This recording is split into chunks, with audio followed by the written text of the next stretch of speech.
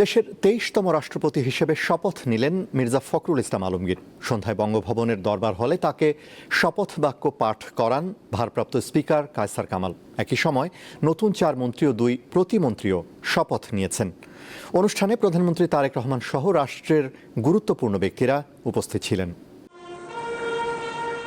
বঙ্গভবনের দরবার হল শুক্রবার রাষ্ট্রের সর্বোচ্চ সাংবিধানিক পদে নতুন দায়িত্ব গ্রহণের সাক্ষী হল এই স্থান। সন্ধ্যা 7:30টায় শুরু হয় রাষ্ট্রপতি মির্জা ফখরুল ইসলাম আলমগীরের শপথ গ্রহণ অনুষ্ঠান। রাষ্ট্রীয় প্রোটোকল অনুযায়ী অনুষ্ঠান পরিচালনা করেন মন্ত্রিপরিষদ সচিব নাসিমুল গনি। শুরুতে বাজানো হয় জাতীয় সঙ্গীত।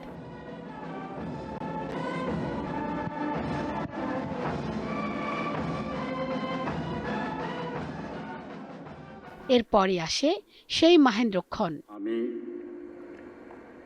আমি মির্জা ফখরুল ইসলাম আলমগীর জাতীয় সংসদের ভারপ্রাপ্ত স্পিকার কায়সার কামাল নতুন রাষ্ট্রপতিকে শপথ পাঠ করান। দৃঢ়ভাবে ঘোষণা করিতেছি যে শপথ পাঠ শেষে শপথনামায় স্বাক্ষর করেন রাষ্ট্রপতি মির্জা ফখরুল ইসলাম। এরপর উপস্থিত অতিথিদের সঙ্গে শুভেচ্ছা বিনিময় করেন তিনি।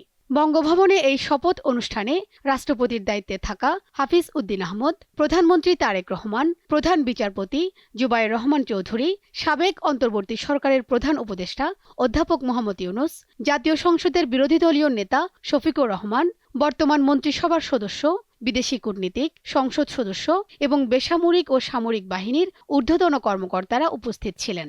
বিভিন্ন রাজনৈতিক দলের নেতারাও অনুষ্ঠানের অতিথির সারিতে ছিলেন।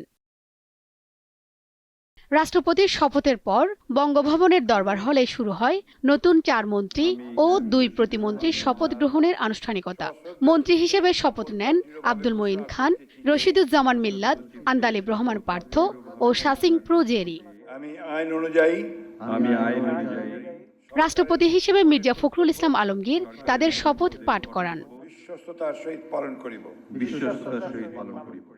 পরে প্রতিমন্ত্রী হিসেবে হুমায়ুন কবির ও মোহাম্মদ শামীম কায়সার শপথ নেন।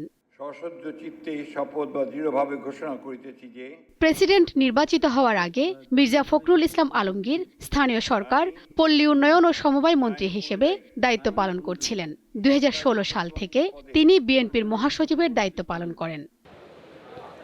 দীর্ঘ রাজনৈতিক জীবনে বিএনপির মহাসচিব হিসেবে যে মির্জা ফখরুলকে দেখেছে দেশ, আজ সে পরিচয়ের বাইরে গিয়ে নতুন করে যুক্ত হলো আরেকটি পরিচয়, সেটি হলো বাংলাদেশের রাষ্ট্রপতি। রাজনীতির মাঠ থেকে বঙ্গভবনের এই যাত্রায় সামনে এখন নতুন পরীক্ষা। সংবিধান অনুযায়ী রাষ্ট্রের অভিভাবক হিসেবে তিনি নিজেকে কতটা রাজনীতির পরিচয়ের বাইরে রাখতে পারেন, হয়ে উঠতে পারেন সবার রাষ্ট্রপতি। বঙ্গভবন থেকে শিউলি শবনম, দীপ্ত সংবাদ, ঢাকা।